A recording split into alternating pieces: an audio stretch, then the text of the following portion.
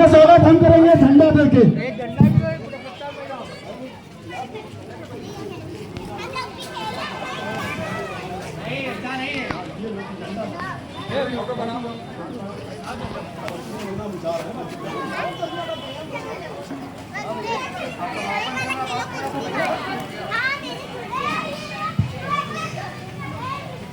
भारत माता की जय।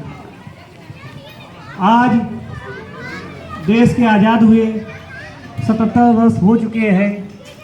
78वां स्वतंत्रता दिवस आज हम लोग मना रहे हैं। आप सभी अग्रजों को इस स्वतंत्रता दिवस की हार्दिक बधाई और शुभकामनाएं। अभी आज का विषय कहीं ना कहीं धर्म और जाति का बन गया है, और धर्म के विषय में अगर कहा जाए तो धर्म किसी व्यक्ति का नहीं होता, जाति किसी व्यक्ति की नहीं होती। धर्म राजा का क्या धर्म है उसके लिए परिभाषित किया गया है, प्रजा का क्या धर्म है उसके लिए परिभाषा है, छोटों का बड़ों के लिए क्या धर्म है उसकी एक परिभाषा है। किसी व्यक्ति को अलग करके उसका धर्म नहीं बताया जा सकता। वैसे ही जाति के विषय में बताया गया है। जाति पशुओं की कौन सी जाति होती है, चींटी किस प्रजाति की होती है, कौन सी जाति का अलग अलग जातियां होती हैं सभी पशुओं की सभी पक्षियों की। इंसानों की जाति कहाँ से ये आ गई हम लोगों के बीच में, ये कहीं ना कहीं सोचने का विषय है। उसके लिए लगातार चर्चा हो रही है और आगे भी होती रहेगी, क्योंकि उसका कहीं ना कहीं राजनीतिक लाभ प्राप्त होता है। धर्म अगर बना दिया जाए, दो वर्गों में विभाजित कर दिया जाए तो जयकारा लगाने वाले और उसका खंडन करने वालों की अलग अलग श्रेणियाँ हो जाती है। तो कहीं ना कहीं, और धर्म, आज का धर्म क्या है, आज हम लोग जो कानून बनाते हैं आज उसी को अगर धर्म मान लिया जाए। अभी हम तो IPC, CRPC और एविडेंस एक्ट में परिवर्तन किए गए हैं, और किस प्रकार के परिवर्तन किए गए हैं वो हम लोग वकालत करते हैं तो उसके विषय में जानते हैं। IPC में केवल 14 ऐसे नई धाराएं बनाई गई है जिनको परिवर्तित किया गया है, जिनको जोड़ा गया है।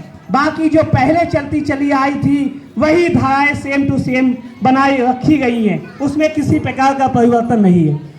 अब अगर परिवर्तन करना था तो एक हम लोगों का कानून होता है कि थाने से विवेचक किसी भी व्यक्ति का नाम हटा देता है और किसी भी व्यक्ति को जोड़ देता है। ये विवेचक को कहाँ से शक्ति प्राप्त होती है? उसको जब न्यायपालिका का अधिकार अलग है, कार्यपालिका का अधिकार अलग है, विधायिका का अधिकार अलग है, तो ये न्यायिक जो व्यवस्था, न्यायिक प्रक्रिया वाली चीज है वो भी जब थाने में बैठा था होगा और CO कैसे उसके पास प्राप्त हो जाता है। ये कहीं ना कहीं अगर इसको परिवर्तित कर दिया जाता तो कहीं ना कहीं ये परिवर्तन होता। अब थाने में अगर किसी व्यक्ति को पैसे नहीं देता है तो उसका नाम आगे जाता है, वो उसने चाहे जितना बड़ा दोष किया हो या वो निर्दोष हो। अगर वो पैसे दे देता है तो उसका नाम काट दिया जाता है, चाहे उसने हत्या ही क्यों ना की हो। उसके बाद भले यहाँ से नाम उसका हटा दिया जाए। उसके बाद CRPC में एक धारा है 319 जो अभी तक चलती चली आ रही है। उसमें यह है कि सरकारी वकील को भी पावर है कि वहाँ पे APO को भी पावर है कि भी किसी भी व्यक्ति को जिसका नाम थाने से हटा दिया गया है उसको वापस बुला सकती है। तो व्यक्ति अगर मान लीजिए दोषी है तो वो अपनी सजा प्राप्त करेगा, लेकिन अगर वो निर्दोष है उसको किस प्रकार से उसको फंसाया जाता है। दरोगा उससे पहले पैसा लेता है कि आप पैसा दे दीजिए, आपका नाम मैं हटा दूंगा वहाँ चार्जशीट से, आपके खिलाफ चार्जशीट नहीं जाएगी।